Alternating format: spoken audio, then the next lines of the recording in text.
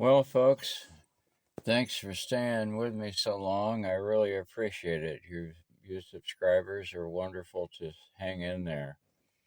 I'm not like other channels. I don't show you fluff. I don't show you made up stuff. I only show you real interaction and real adventure. Or I show you something that you need to know to be safe. And It's been a long time because I've had to deal with what I call, actually, it's just modern times and modern world, but I call it white man's world because the white man has had the greatest influence of all the races on the world. They traveled more than anybody and they've contributed much. But much of what they have contributed needs to be looked at and corrected. Uh, the white man gave treaties, for instance, to steal your land and control your resources and control you and eliminate you and move you off the land and take your land, take your wife, take your dog, take your horse, take anything he wanted. And it's become the norm now to do things like that for all races. So you can't look at this thing like racially prejudiced and offended culture and all that nonsense. You got to look at it as something that we have to accept and we have to work with, and maybe, just maybe, although it's highly doubtful, that any human being has the brains enough, the common sense enough to realize that politics is not the answer, that the answer is to abolish politics. Politics is a dinosaur, and it's a corrupt dinosaur. Politicians have contingencies, they have special PACs, special interests, all kinds of agendas. It's not the way to go, especially when you only have two political parties. But the more political parties you have, you just have a party. And when did a party ever really accomplish anything? Ever? When did it do any good? I mean, even organizations, oh, this will piss a lot of people off, but I just don't care. I don't care who gets pissed off. That's their problem. Organizations like the Shriners, like the Demolays, like the Masons, like the Elks, like the American Legion, like everybody throwing a party. Looks pretty good on the surface, but underneath there's still graft and corruption. Always. And mismanagement and honest mistakes and everything else. You got to be brave enough to face the facts that we need to improve as human beings. I believe only one thing, that the human being is about the stupidest thing there ever was created. And the creator couldn't be very smart for doing it. I mean, apparently he's supposed to know everything, and yet he still goes ahead and creates a human being.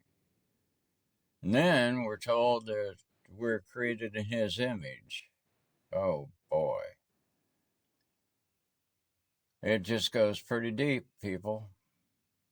You gotta stop fantasizing about things and start to realize things. Like one of the things I want people to realize through all this is you don't get extrasensory perception in a reliable fashion that can be used but one way, and that's to have a life of training that recognizes that you just have five physical senses, but in those senses are all kinds of subsets that are human tools that you need to train in and learn how to use. But while you're doing that, you need to learn to use them sparingly so that at some point they can go into your tool shed and fly into your hands automatically. When that happens, you have a full body of senses, and that's what gives you this illusionary, nebulous, vague, up until that point, sixth sense. And it's not really six senses. It's simply a whole body of functional senses that will work for you automatically when you do that. You don't have to think. You don't have to plan. You don't have to figure it out. Once you have that, up until that time, you have to do lots of thinking. You have to do lots of it, but you have to do more introspective thinking, working on yourself, than looking at everything outside of you. You'll have to do some looking outside of you. That's important. You have to develop those skills. Like I said, there's skill sets hidden in our 5 physical senses. Steve Isidol has a really great channel, and he's a wonderful, great man. He is a great human being. But he keeps harping on this stuff like that and doesn't realize this truth. I've been trying to get the truth to him. The man keeps asking for help and advice from the elders. I am a Modoc Cherokee Indian elder, and I've done everything that I can think of, sent emails up to Wazoo, all that stuff to all his channels, and I've never heard a word from the guy. I know he's inundated with lots of emails, but still, it just don't make any sense. Keeps asking for help, and you keep gonna give it to him for free. No, nothing in return. Still nothing. It's hard to get this word out. I have to do all this work by myself. It's all on me. My channel will never be monetized. I don't want to make money on this. I'm not trying to have an income from it. I'm pouring my life's whole family's inheritance and savings into this, trying to make it work. And I'm a poor man. I'm not a rich man. And with all my contacts, all my many years of martial arts training and experience, and mastering 6 traditional martial arts up to the Godan level, that's 5th degree black belt. Good Lord. I can't find anybody with the balls to go with me. There have been a few that have gone along, but they don't stick to it, and they don't do it right, and they won't listen to reason, and they're pretty stubborn and want to do everything their way sometimes. But most of them just want to dabble in it. They toe dip. They won't go into it whole hog like I do. Now, I'm not a person that believes in things. As ninjas, if you really get it, studying as many years as I have, you learn that what you do with things like belief, skepticism, doubt, faith, opinion, conclusions, all of that stuff are just human skill sets that you need to learn, to use them sparingly until they go into your tool shed, and then they fly into your hands appropriately, automatically, when you need them. It's just like Bruce Lee in his movie where the little kid is sweeping the walkway at the monastery, and all of a sudden he starts doing all sorts of combative forms with his broom like it's a staff and stuff. And Bruce comes up and says, what are you doing? Well, I thought. whack! He smacks him around the forehead and says, "Don't think." The mind must be made your friend. It is your enemy until it becomes your friend. You can't make friends with the mind talking to it 24/7. But that's what we all do, and nobody notices that. Most people will deny that fact, but it's true. And even though you get through to somebody and you get them to realize that they do talk to themselves, they don't carry it far enough and shut the fuck up and train. In the 1980s, Grandmaster Hatsumi gave a seminar, and he said he invited all the black belts from all over the world because it was becoming very, very obvious that people were getting the wrong message about ninjutsu from the movies. And he said that he would answer all their questions that they have from the ancient scrolls. And very important people, many of my teachers were there. And they asked brilliant questions. He never answered any of them. He just praised everybody for answering the questions. At the end of the seminar, people were almost in tears and almost angry. Some were pretty angry because he left the room. On his way out of the room, he stopped. He says, "Oh, yeah." And he came back in. He says, "I promised you something. I didn't do that. Let me correct that. I'm going to answer all your brilliant questions from the ancient scrolls." And he said in a really loud, really irritated voice, "Shihin Harimisu Daikamo," which means just shut the fuck up and train, and your life will take care of itself. What does that tell you? I sound pretty harsh. I'm not really harsh. I'm compassionate, but I'm a bit fed up with the nonsense. And I want that rectified as much as I want. Another thing that I have to say is this is speaking for the Silatic people, although I haven't got to talk to them yet.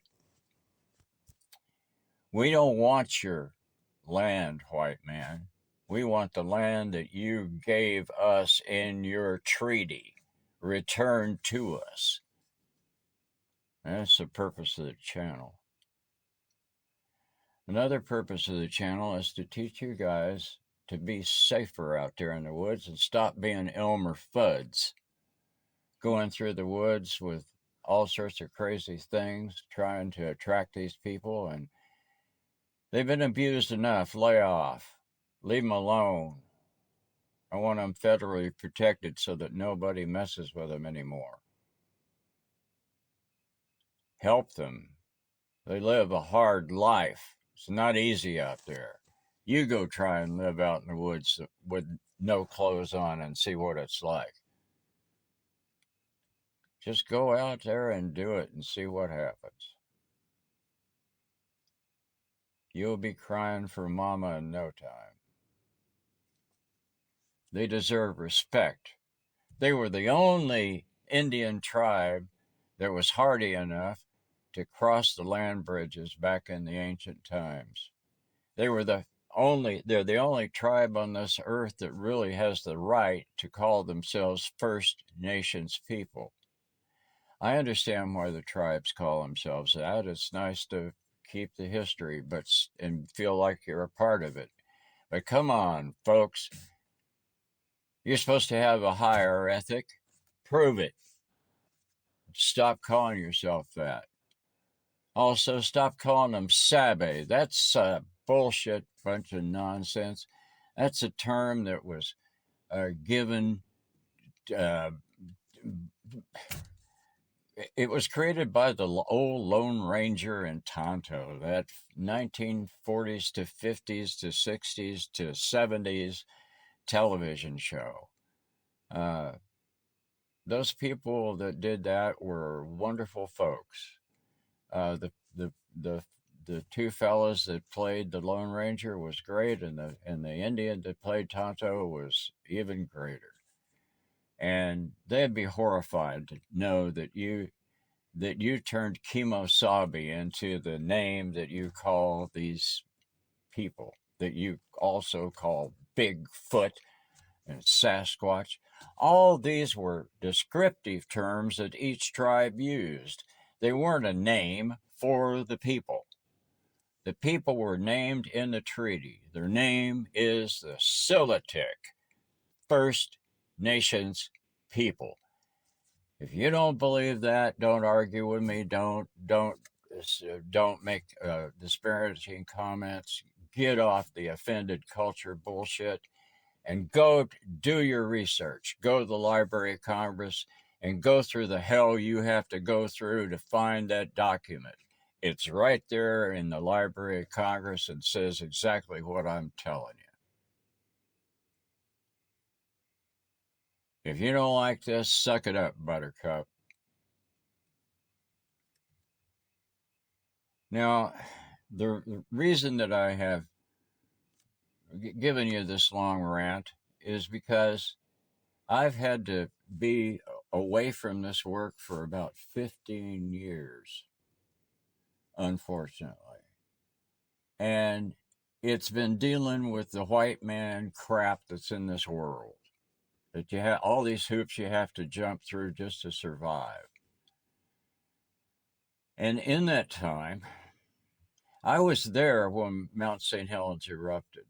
I know what it's like to be in that eruption. I know what it's like to run from it and get out safe. And now it's about to happen again. We went back in, I guess it was 2 years ago. I kind of lose track of time. I'm 82 now. But if you look at me, I'm the same as I always was. I don't change. So, age wise, anyway. But like when I was there 15 years ago, there was a strip of land that was 5 miles wide and 8 miles long called the Plains of Abraham.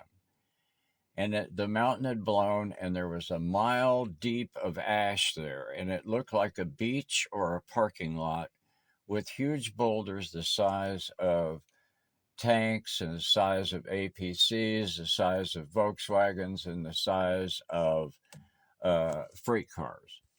But they were way far apart, and everything was absolutely level and just a beautiful ash covered beach, a mile deep. Turns out ash is superfood for trees. And now it's about a strip that's about 3 miles wide. The rest of it is forest, and every tree is about 10 inches apart. It is a mess. There's lahars in there. That's like a trench that legend goes that Paul Bunyan drug his axe behind him because he was tired one day and created these lahars. That's just a story that the white man has made up that was popular back in the 16 to 1800s. But these lahars are a mess. I mean, they were mud flows, but now what's there is in that 3 mile by 8 mile run, it's like huge boulders, like I just described, but thousands of them, and it looks like gravel for a giant's parking lot. Now, one of the things that when we discovered that it had changed that much, and these trees are 60 feet tall.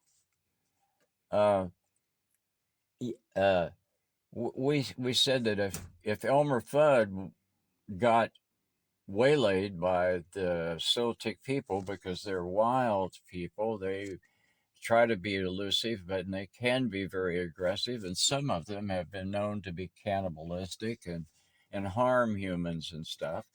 And when they were a tribe, they were the most feared tribe on the planet. They were also the wealthiest tribe on the planet. because they lived in the areas that controlled the cold storage. The pioneers even stored their winter goods and leased it out from the Siletic First Nations people. That's right. Now, we don't give treaties to animals. Why? Well, you have to contact them, you have to talk to them, you have to be able to speak their language, they have to be able to understand the terms of the agreement, they have to negotiate the terms, and they have to sign the damn thing. Now, a monkey can't do that, an ape can't do that, a human clone or any derivative from humans to apes or bears or whatever happened. None of that's important.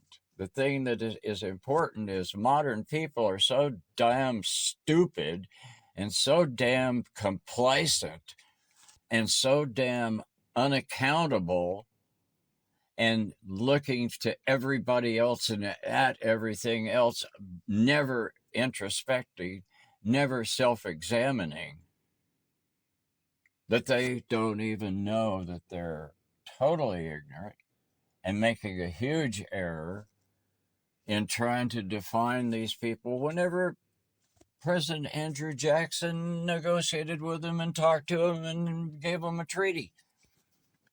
It's just absurd.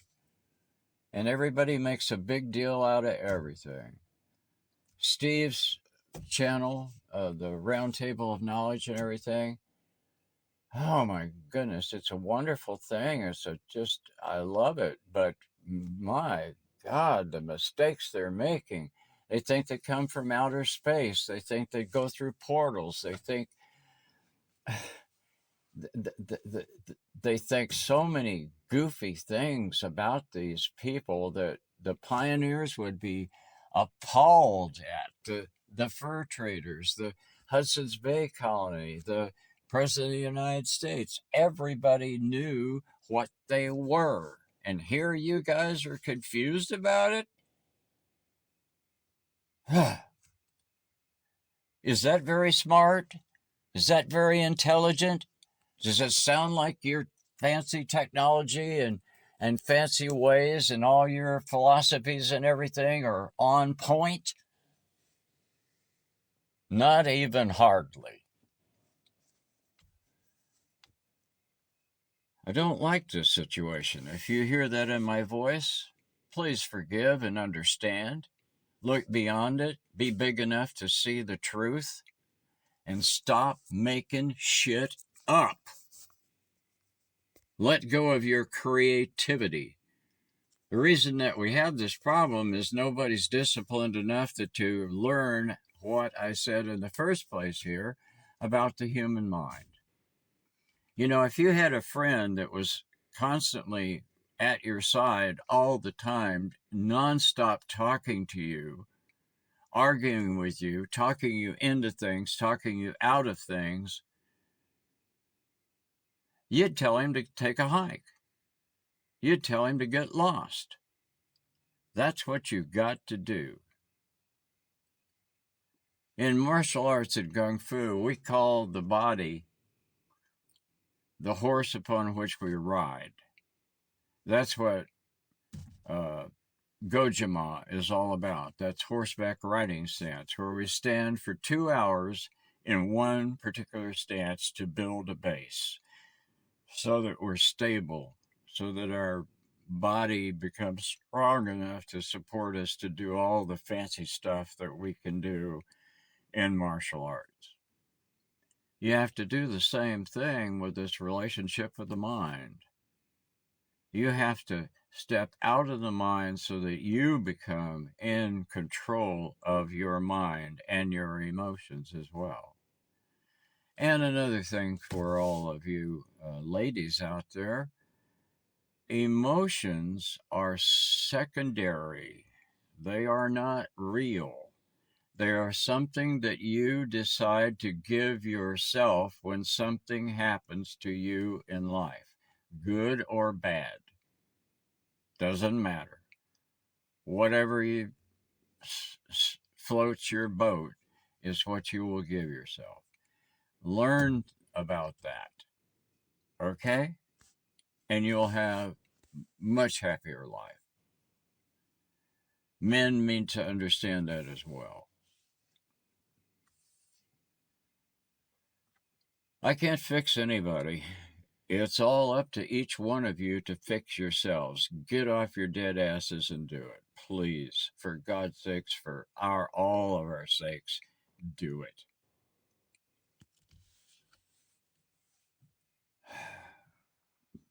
Now, when we found this, science has also found, probably beginning with the Yellowstone volcano and all the others, that every volcano on this earth is connected. There are vast uh, relationships, tunnels under the earth, pockets, fissures, lava flows, wormholes that connect all those volcanoes, and they're all going off pretty much in sync. And when it happens, it'll be catastrophic to the planet. It'll be a real mess. If you have any wonders about what it's like to be in an eruption, take a ordinary dish towel and poke toothpicks all throughout it, like they're the trunks of trees in a forest, and set it on the table nice and flat. Then take one corner and just give it a little wiggle. And you'll quickly see what happens whenever the earthquake started and the earth starts moving and the volcano starts erupting. It's crazy. You have to have really good ukemi skills. Ukemi means rolling. Now, one thing that we noticed was if Elmer Fudd suddenly ran into the Siletic First Nations people and they were decided that he was a threat or that they were going to scare him or whatever, and they chased after him and he had to run across that boulder field, he would be running into Bowling for Dollars.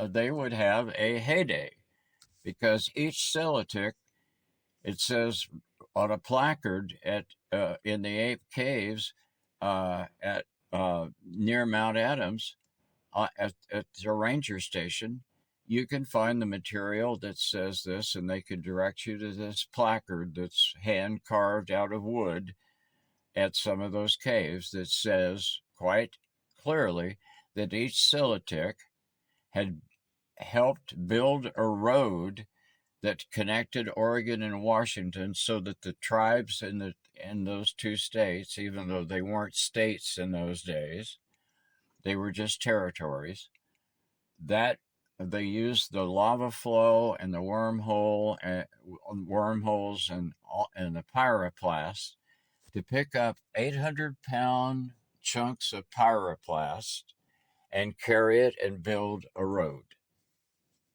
a level road.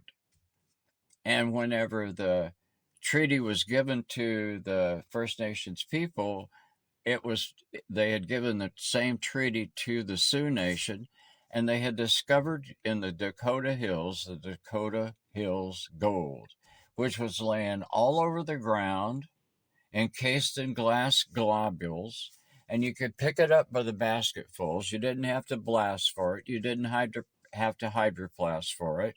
You didn't have to pan for it. You didn't have to dig for it. Hell, you could pick it up by the basketfuls. And they desperately needed a gold reserve because we didn't have a mint. We didn't have currency. We didn't have any of that. And Benjamin Franklin, because all of our creditors in Europe and Spain and Portugal and the Hudson's Bay colony that was supplying the two colonies that we had, one down in Salem, Oregon, and one up in Seattle, because there was an inland sea in between them. And they thought that they had found this gold all over the place in the two nations' lands, and it was the answer to their problem, because Benjamin Franklin had taken his printing press to Europe and had printed millions of dollars of bogus bills, and they were called greenbacks because nobody could spend it, and the only thing it was backed up by was the green grass of America. And we thought that we had, hit the jackpot. But the joke was on the white man, as usual, because up until this day, you still can't get that gold out of that glass. It makes beautiful jewelry, but that's the only thing it's any good for. You can't use it. It won't smelt. You can't turn it into coin or bullion. And, today, in our modern time, just here in 2025, they made a big deal about looking at the mint and seeing if the gold was there, and then they shut up very conveniently and never said another word about it. And the same thing happened in the 1940s whenever they wanted to have an investigation, and they closed it down and wouldn't let anyone in to see. So that's something that we ought to be looking at. The public needs to get involved in our government, because what we need is not career politicians, but the career servants of the people. And we don't have that. No politician could ever fill that role because they have all those special interests and all those agendas and all that nonsense running them. The people need to get involved, and involved in ways that go way beyond these demonstrations and parades and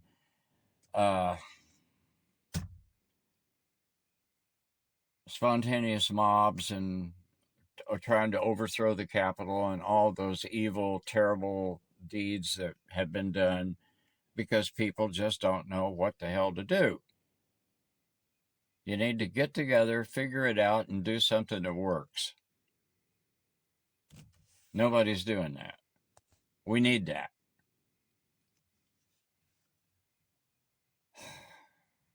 We don't have a democracy in America. What we have is corporate government that's sustained by selling arms to foreign countries, and is your tax dollars go to pay the national debt. They're paying the creditors off with your money. And they're robbing the Social Security fund right and left and never paying a damn cent back to it. All these things are true. It's not a conspiracy theory, it's the truth.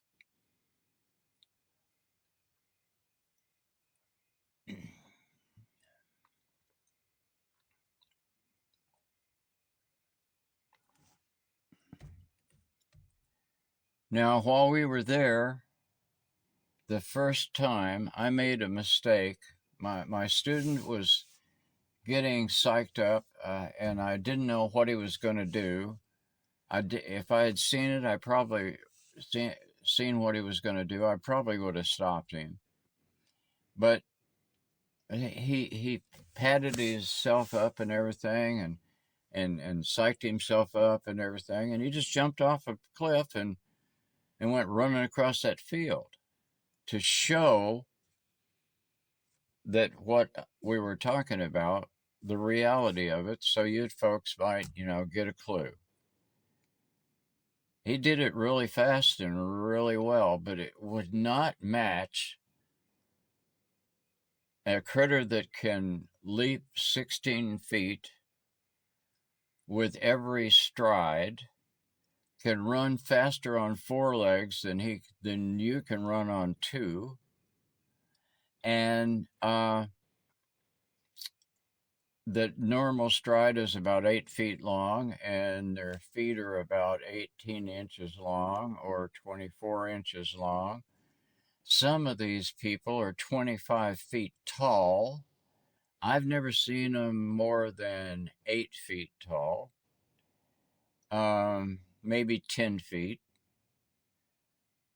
but they can run 50, 60 miles an hour. And it is, they could, they could just fling those rocks right and left at you and squash you like a bug. So he did that, and he filmed himself with a selfie stick doing it. Never fell, never put his hands down to catch himself or anything. Because Damon is really good at parkour. We use parkour a lot in what we do. And we use ninjutsu, all the stealth walking and everything that ninjas use.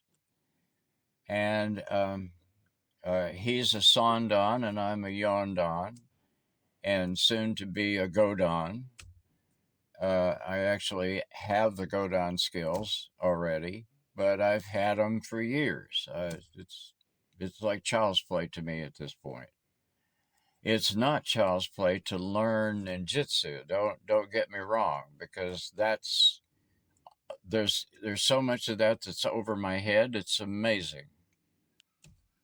Um, so anyway, I had to uh, film that, and we had like 5 cameras going, so I'd have every angle and of his run. And I got back, and I found out that I had set the main camera on manual and didn't give it any instructions, so it didn't record anything. And we had to go back and do it again. Some of the footage we got, we could still use. It was good. Some of the cameras got some of it.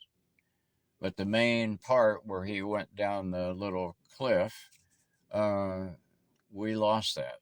So we had to do that again. And then this time, when we went in with bicycles again, mountain bikes, and I used my LTS4, which is a really fancy old school bike, cost a lot of money, and it won the Red Bull National Championships for downhill racing and mountain bikes, something like 6 or 8 years, something like that in a row. And it's an amazing bike. Only weighs 16 pounds, made out of titanium and aluminum and stuff. And all the way in, I had put too big a SD card in the camera that was on the bike, so we lost that footage. Um, and frankly, for me, although I used to make movies for Hollywood, and I've had a whole career in graphics and art direction and in advertising managing and all that stuff for years and years and years, and know how to do this stuff inside and out, and could do that with Adobe and QuickTime and Quark and all those older programs. Nowadays, it's all apps, and it makes no sense, and absolutely nothing comes with a frickin' manual, and nobody will help you, and I have to figure it out myself, and it is so hard. When you don't have a manual and there's no instructions and there's no tutorials and there's nothing, how the hell are you supposed to know how to do this crap? So I have to do it all by myself. And it's really hard to be posting videos with that problem. And I'm just I'm just trying to give you a picture of how hard it is to do what I'm doing, in hopes that you'll appreciate it and understand that this is a huge work of love. This is something that I guess I was just meant to do. Ever since I was a child, I had always gone to find the escaped tiger from the circus, or or the rumor of a Sasquatch or any of that stuff. I read all the books, and I just knew someday I'd be involved in that. And sure enough, here I am doing it. And if there's anybody out there that is worth a shit, that really would like to pour themselves into something, I'm happy to train you for free and uh, teach you how to do this safely, because I need help. I need help with lots of stuff. Learning to use all this fancy equipment, my God, it's just like right now, I'm trying to figure out how to get another video loaded. They've changed everything so damn much in the last year or two. I'm in the dark here. It nothing makes any sense. It doesn't tell you how to do anything. I pay a computer firm a bunch of money every month to help me, but they won't help me do this stuff. They'll just work on the computer and show me little things and stuff. They're lazy. They don't want to do, you know, they just want to don't want to do enough.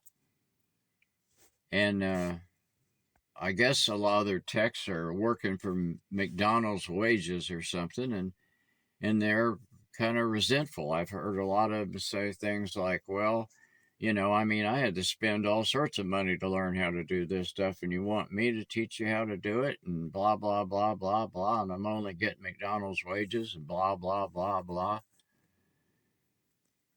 Community service just doesn't exist anymore. I mean, all that's out there for somebody like me that's not homeless and trying to do the right thing and was a veteran and served his country and all that shit.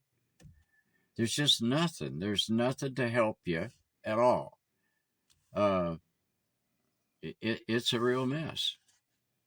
Uh, I have been, I have seen uh, to use Medicare or any of these Advantage programs, you get assigned a primary care physician. I've had 4 of them assigned to me, and I've never been able to get in to see a single one of them. Each one of them retired. It was 8 years in between each one retiring, me waiting, and never could get in to see them about anything. It's just stupid. Fortunately, I have always not used Western medicine for anything but a diagnosis. I use Eastern medicine, acupuncture, uh, uh, acupressure, and things like that, and herbals and my martial arts and meditation to heal. But it's slow. It takes a long time. When I get injured, it is a big project to get back into condition and shape to do the work. So these are not excuses. This is why it's taken so long. I'd like to see that turned around. I'd like to find somebody that's a good, honest person, that's dependable, that can go with me and help me do this work. So far, I'm having to take people that really are not up to snuff on the thing. They don't have the right attitude, and I'm having to browbeat them or physically force them to comply and be, stay on the course. Or I'm having to just, use tact and persuasion and model coddle and baby them and all, be all warm and fuzzy and somehow make it work. And some of them have contributed greatly. There have been a few of these people, mainly the the the ones that who are high-ranking black belts and were teachers of mine. They've been wonderful. They've helped greatly. Um, Peter Kramer, he's helped a lot. He's been a really fine example of the way a person ought to be. And Jeff Burgess is another one, and Bryn Morgan is another one. He's never gone with me, but boy, he sure helped me a bunch. But these are really high-ranking ninjas. They're up there in the 15th degree. Ninjutsu has 15 degrees now. Most martial arts just have 10. Uh, and I'm not interested in rank. I don't, never have cared about it. For me, the black belt is nothing but a belt to hold up my britches. Uh, I don't pay much attention to that stuff. I just don't care. I've been training at the black belt level since I was 4 years old. Uh, I started out at, at 4 years old being trained by people who had been tough kids, bullies, uh, juvenile delinquents that grew up under the tutelage of my famous mother that founded the State Department for the Blind in Austin, Texas, with the help of Helen Keller, and had been the first woman legislator elected to the state legislature in Texas. She also was a star basketball player and the first woman to play basketball uh, on a men's team. And the Harlem Globetrotters, Roy Rogers, Dale Evans, Lash LaRue, Gene Autry, Wiley Post, Amelia Earhart, uh, Will Rogers Jr., Pat Brady. The list just goes on indefinitely. These people used to actually, Meadowlark Lemon, all the Globetrotters, uh, have dinner in our home and visit us regularly when I was a kid growing up. And many of those men mentored me. Lash LaRue taught me everything he knew about the whip. Uh, Roy Rogers, everything about martial arts, uh, all that. And I've known all my life that I needed to put that to good. And that's what I'm trying to do here. I'm trying to be a contributor to society. I'm trying to help heal the hurt that has been caused by the white man. I'm part white. I'm not all Indian, but my grandfather was three-quarter Cherokee, and he was a shaman, and he was a tracker, and he was trained in the Arapaho and Apache tracking sets. And his best friend was Stalking Wolf, who taught the famous Tom Brown Jr. that founded the Tom Brown School down in the southern states, and taught Tom at the same, and Tom's Indian friend, the same time frame that he taught me. And he was the best friend of my grandfather, and he would visit my grandfather in Swan, Texas, every summer, and I was down there every summer doing tracking and learning the tracking sets. And then I grew up and became a commercial artist and art director and all that kind of stuff, and kind of left the old ways and kind of messed myself up with wrong life living. Wasn't doing things right at all. And then I discovered LifeSpring and became a LifeSpring trainer, wrote the laser training for LifeSpring, and started to work on myself. And that began about same age as Christ, whenever he was famous, at 33 years old. And also in Nam, during Vietnam, I was a combat photographer. And I'm not trying to, I'm not a big deal. I have no special powers. I'm not a rich man. I'm not a famous person or any of that stuff, and I don't even care about that crap. All that's small potatoes. It's ridiculous. It doesn't count or matter. What matters is your heart and what you do with it. And if you don't do anything with it, you're worthless.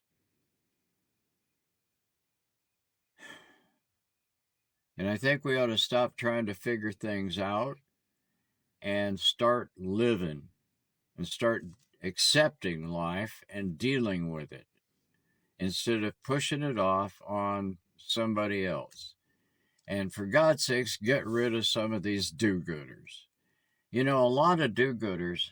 I've got some do gooders in my life right now, and they're wonderful people. You love them, and they do amazing things, and they know a lot about certain things that I don't know. But darned if ever one of them aren't alcoholics, raging alcoholics, drunker than skunks. And they brag about it, they joke about it, they sometimes commiserate about it, and sometimes regret it, but they never change. They don't stop it, they just keep doing it. And they know that doing the same thing over and over and over again and expecting different results, they make that comment daily.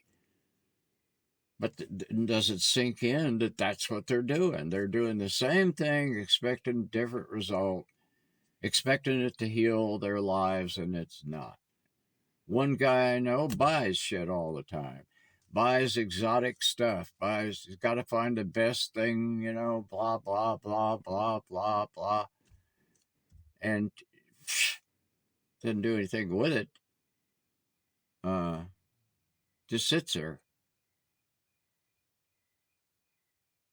The belief that buying stuff on Amazon, that buying the next new bell and whistle is going to improve your life and make everything all better and everything, it just gives you a temporary high. It's like all of a sudden you got some really good weed, you know, or whatever it is your vice is, and it boosts you up just for a little while, and then it doesn't do anything anymore. That's the way so many people are living. It's just ridiculous. And we've got some big ass problems in this world. The homeless situation is way out of hand. And all the remedies are just horrific that the current administration is coming up with.